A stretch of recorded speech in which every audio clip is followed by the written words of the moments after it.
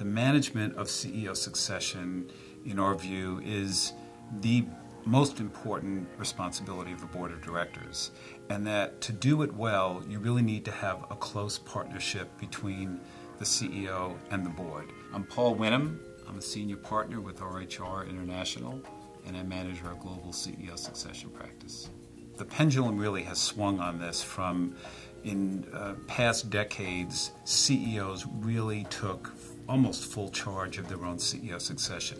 They would identify a successor, groom that person, often a person of their own image, values, capabilities, and present that to the board, and the boards generally would rubber stamp that. The last 5 years, there's been a real swing with the SEC getting much more active in terms of the expectations for boards managing these things. And the danger is the pendulum swings so far that the board owns it, even to the exclusion of the sitting CEO. And we feel that a partnership is really critical. The devil is in the dynamics. That doing this well is much more than executing transactional steps in a process.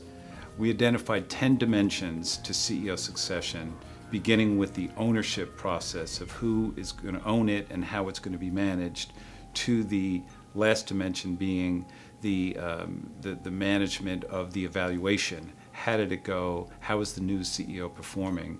And in between that, there's a host of things that have to be managed. But in our view, that issues of ego, power, status, money, reputation, legacy, these are all of the things that are common factors that influence how CEO succession is handled. It's not over once the selection occurs.